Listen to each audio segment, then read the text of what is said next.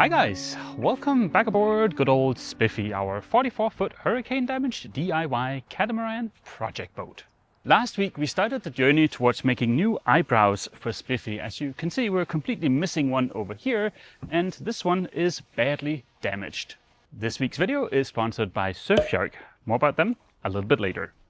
Ultimately, what halted our progress last week were my lacking skills in Fusion 360. This week I've had a lesson with a Fusion tutor. I have a little bit of hope for the future, but let's head up and see if we're doomed or not. Doomed is a bit of an overstatement, but if there is a curve within a curve in this area where the eyebrow is going to sit, that will make my life much more difficult. Yep, that is kind of what I noticed on the 3D scan. The whole cabin tub is not just flat and easy. Modeling this whole shape in CAD is not necessarily the end of the world, but doing it accurately to the real boat might be a little bit more challenging. We'll see. But before we head back to the boat, I'm going to grab some measurements while we're here. These are all measurements we should have in the 3D scan, but I don't know yet how accurate that 3D scan is, so I'm just going to grab them to have them just in case.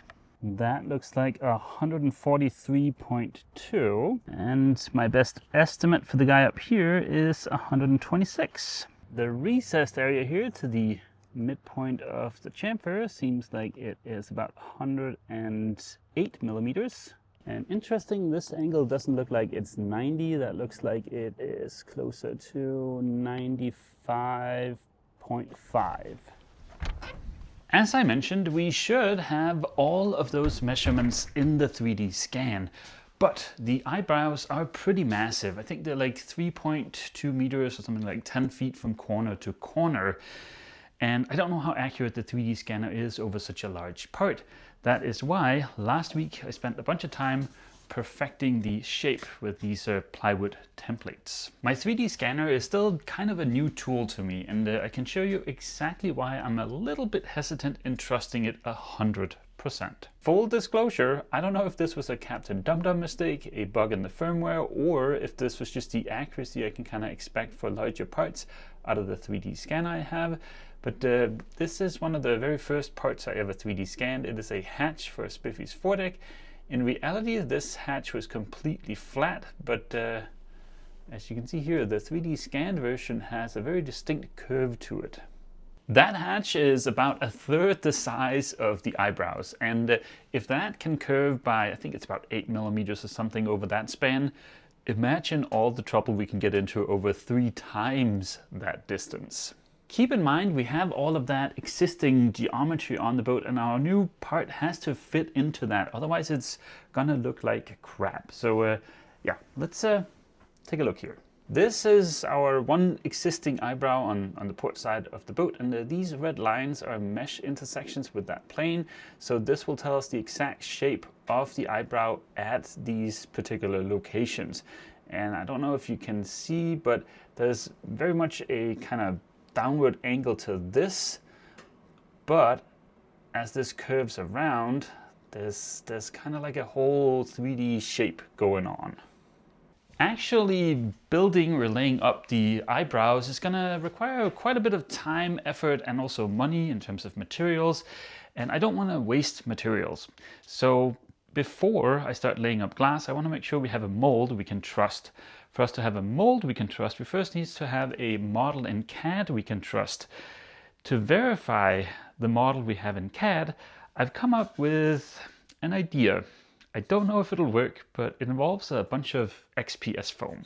The idea is to take some 2-inch thick XPS foam, throw that on the CNC, and then router out the inverse of the model we have in CAD, then bring that to the boat and see if we can measure to see how much of a gap we have between our foam and the original part. I still have a bunch of gremlins to weed out in Fusion, so let me get started on that, and then I'll have my identical twin brother introduce you guys to the sponsor of this week's video, Surfshark. Surfshark, the sponsor of this week's video, is a virtual private network. What is that? It's, for instance, a way for you to put your computer virtually in a different country, but it can also be a way for you to protect your computer when connecting to public Wi-Fi. There are many good reasons to use a VPN. Over this last year, Ava has been traveling basically non-stop taking care of our niece. Now, depending on which country you travel to, certain shows or perhaps entire streaming platforms might not be available. This past year, Ava spent a lot of time in the UK. In the UK, Max is an example of a streaming platform that is not available. Unless, of course, you have Surfshark, so you can virtually put your phone, your computer, or your Apple TV back in the US. Thanks to Surfshark, Ava and our niece were never without their favorite TV shows. Surfshark is also fantastic for more serious purposes, like for instance when we were cruising in Europe and we had to help Ava's parents with some health insurance stuff. That website, like so many other healthcare and government websites, were unavailable outside of the US. The only way we could help Ava's parents was by using Surfshark to virtually put our computer in the US. Go to surfshark.com/saillife or use the code SAILLIFE during checkout to get an extra 4 months of Surfshark VPN. Thank you so much to Surfshark for sponsoring this week's video. I don't want to make this video about how I'm struggling with Fusion, because then the video would be 17 hours long and very boring and nobody would want to watch that. But let me just show you something real quick to illustrate some of the little bumps you kind of run into with the learning curve in Fusion. The pink thing here is our 3D scan. So let's just disable that real quick so you guys can see the object I'm working on. That is this gray brownish thing here. And this line in here is the line we refined last week with the plywood. The red lines here, those are those mesh intersections I mentioned a little bit earlier, where the mesh intersects with the plane. So that gives us the shape at like that specific point. So that's what I've used to kind of give us the shape of this eyebrow doohickey here. Now I'm trying to loft, as it's called, like generate the shape between this plane, and that plane over there. That'll give us the whole eyebrow. Works really well. Shape looks not too far off until you zoom in and you notice it's kind of like it's ripped here. That's odd. Now there's this feature called zebra striping that you can enable, and that will show up any kind of waviness, distortions, whatever in the surface. So if we try and do that, the more stripes and the closer together, the more wavy curviness. As you can see, the top up here, nice and flat. That's exactly what we want. This is not what we want. I've zoomed us way in here and you can see the lumpiness here, right? That is supposed to just be nice and flat. Now I get to dive into why the heck Fusion thinks this is what I want. I'm not just knocking Fusion here. I've tried a few different CAD softwares over the years and they all have learning curves and quirks and stuff that makes it not the easiest thing to learn. So yeah, let me tinker with this.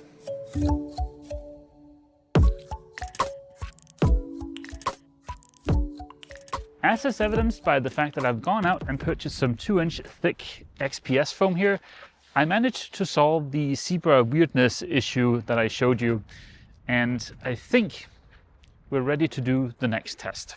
Or ready might be overselling it a little bit, because we still have to do all of the machining, but at least we've made some progress. Just so we're on the same page here, what I'm about to show you represents about 12 hours of me clickety-clacking on the computer. It's not going to seem like much progress because it's really not, but that's the thing with Fusion. That learning curve is freaking brutal. Here are the humble beginnings of our eyebrow, and if we enable the 3D scan, you can see that the two are kind of fading in and out of each other. That just means they're taking up the same space at the same time, meaning they are pretty close to being the same shape. If we disable the 3D scan again and then we take a closer look at where we had that issue before, as you can see, now it is a nice straight line, and that is the case all the way around the thing. Now this little angled bit here is not the correct length yet everywhere, but that's not so important. The thing that can really throw a wrench in the works for us now is if the 3D scan is wobbly, right? So that the curvature of our part in 3D space is out of whack. But I think the only way we'll know for sure is to do that experiment with the foam. To do that, I have, like I said I was gonna do, made an inverse, or like a female mold that represents the top of our temporary eyebrow here. So if we flip that around and then we disable our eyebrow, you can see that we now have essentially a female mold here. It's easier to see if we kind of angle it a little bit here, but this surface in here, right, that has an angle to it. That's the angle of the eyebrow, but it has that going all the way around. So by doing this test, I'm hoping that we can verify that there aren't any like big gaps in between this, which is going to be made out of the XPS foam, and the eyebrow on the boat. If that is the case, then this object is the same angle and curvature as the eyebrow. I can explain that better using the 3D scan, right? The gap here where the eyebrow mates up against the boat, that needs to be uniform for the part to look kind of original, right? And also the ends here need to be the right length, and the angles where we mate up against the boat here and down here, they need to be correct. How we transition from this angle to that angle over this curve here is not so important, because we're making two of these eyebrows. So if that change is not the same as the original ones, you can't really tell, because, well, they're going to be identical on the two eyebrows. I think we pretty much nailed most of that last week. The thing I'm worried about this week is how the curve on the top, so this area right here, how that matches the curvature on the cabin top. If you think of it like a pie, and you take out, say, like quarter of the pie in a slice, and then you replace that slice with something that's flat, right, that's going to look super weird. And essentially that's what I'm afraid will happen here. If I knew for a fact that I could trust the data out of the 3D scanner, then we wouldn't have to do all of these gymnastics. But I am not entirely sure I can trust the data, because I don't think this 3D scanner is really designed for accuracy over large flat parts, like for instance the eyebrow, hence all of these gymnastics. I don't know, I feel like this week is a little bit cursed. I've just noticed that the foam I've picked up is anything but flat. It's not so bad going down the length of it, but here on the short end, that is definitely not flat. Well, this is not great. It's actually the better end of the two ends. This is the other end. Look at that gap there. This really blows. I could force it down and just let the CNC machine do its magic, but as soon as I release it afterwards, I'm sure it's gonna spring back. And tomorrow's Thanksgiving, so getting some different foam is not gonna be easy. I think my best fix, given that I can't get other foam, is gonna be to force it down, let the machine do its magic, and then see if I can find some scrap pieces of wood and glue to the back of it so we get it pulled back into shape when we use it on the boat. So let's try that.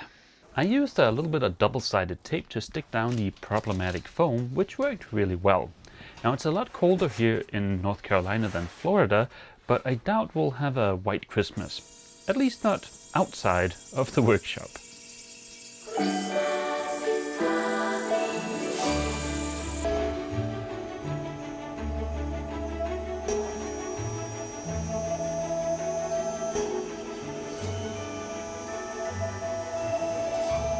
Ho, ho, ho! That is probably the closest I'm gonna get to a winter wonderland this year.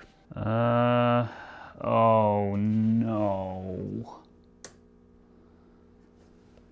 Remember when I said this week seemed a little bit cursed? Well, as I was standing there filming the little snow shot, the light on the CNC turned off, and now I can't get it to turn back on again. Here's the brain box, turned it off, now we're turning it back on again. It says it has power, but the machine on light doesn't come on. After much head scratching, and this perfectly encapsulates the experience of this week, it turns out when I was leaning over to scoop up the flaky stuff here for my little snow thing, I accidentally hit the emergency stop, which is why the machine wasn't turning on. I'm happy to report that Captain Dum-Dum is thriving this week. It's marvelous. Now the reason we have all of this glorious flaky dusty stuff here is because the hairs on this guy are just a little bit too long to allow it to fit when I'm using 2-inch thick stock. Before we take a stab at rectifying that situation, let's see how the first part turned out. Please stay nice and flat. That would be amazing.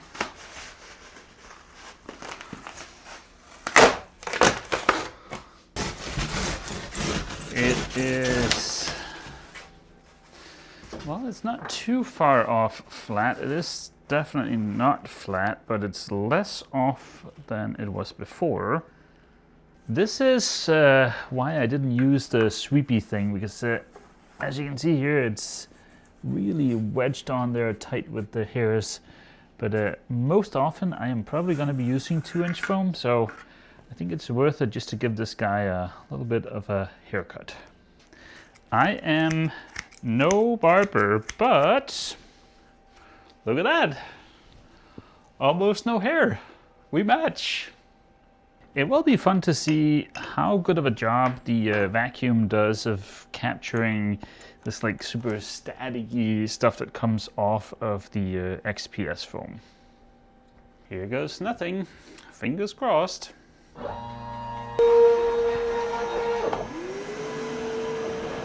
As you can see here, even when I stick the foam down to the CNC table, this particular foam still has low spots in it. That is a good addition to last week's mold test of various mold making materials. It is important to consider that the foam I use is also nice and flat. It'll make my life a lot easier.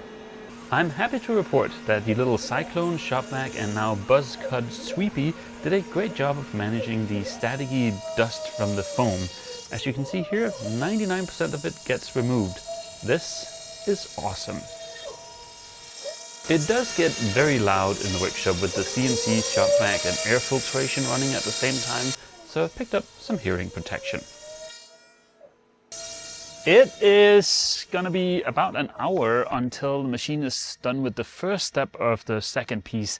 And there's 3 steps. They're not all gonna be an hour, but it's gonna take a while. So why don't we take this first one here to the boat and see if this might actually even be a useful exercise.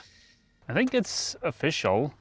The cold season is upon us. Look what I found on the deck of the boat. Ice.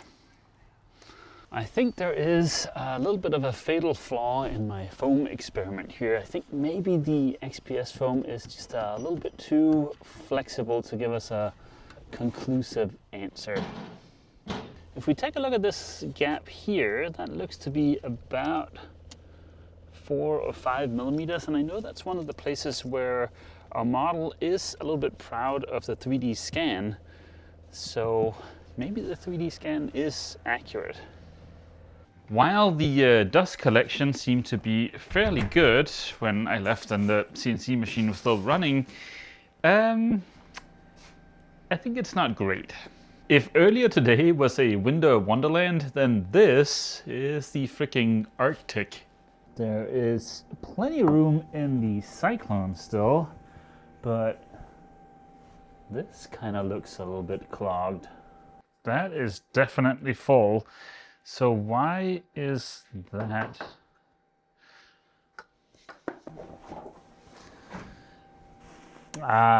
Yep, that is absolutely full.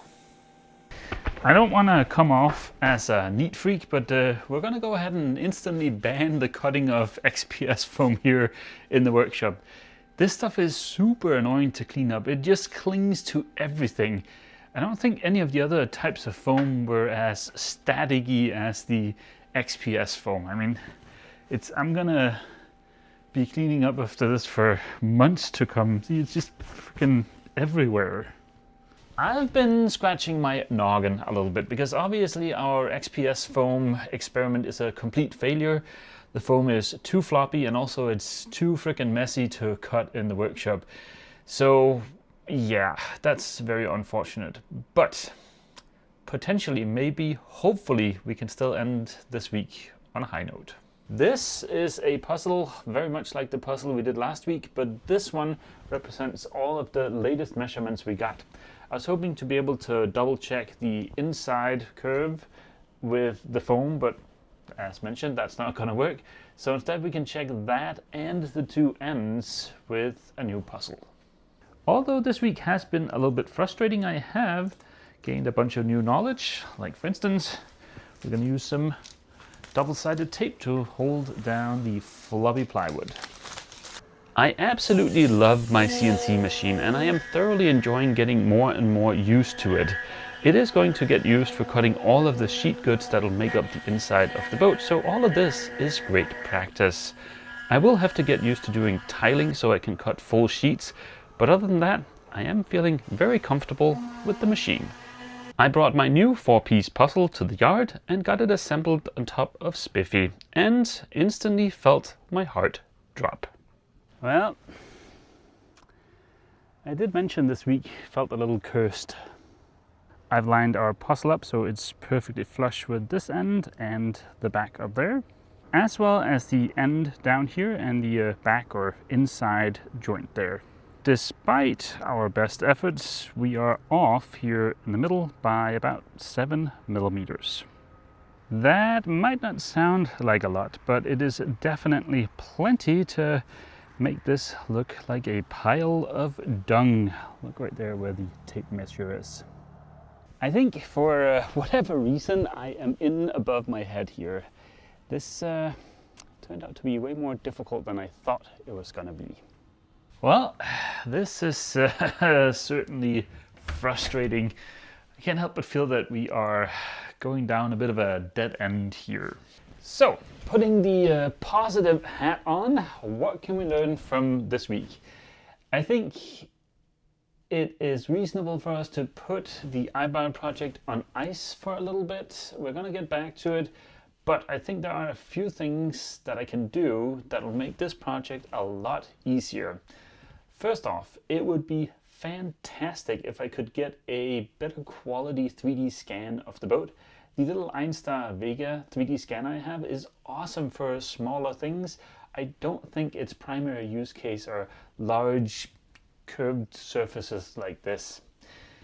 The other thing that would be awesome is if I get some more time in CAD before attempting this again. And also, I think it would be beneficial if I got a chance to just lay up a few more parts in molds that I've made and prepped before attempting the eyebrow, because it would really suck to waste all of that material. So next week, we're going to do some foundation work. And by foundation work, I mean next week we're going to design a part for the boat from scratch, but it's going to be a much simpler part. Then we're going to make the mold and lay up the part, hopefully all in one video. Not only will that allow me to get a little bit more practice in fusion, I'll also get more experience making molds and laying up polyester fiberglass parts. Plus, it'll solve an issue I found out we have today, where when it rains, we get massive amounts of water inside of the catamaran. This week has indeed been a little bit cursed. I wish we could have ended this week's video on a more positive note, some kind of good news, some kind of indication that we could keep plugging away at the eyebrow project. But I think we need to take a little bit of a break from that. We'll get back to it in the future, I promise, but let's do that when I feel like we're ready. So yeah, on that somewhat depressing note, I'll end this week's video here. I hope to see all you guys back here inside of the box next week for yet more glorious fiberglassing. As always, feel free to leave a comment down below, and don't forget, if you've enjoyed this video, please remember to leave a like. See you! And of course, thank you so much to Surfshark for sponsoring this week's video.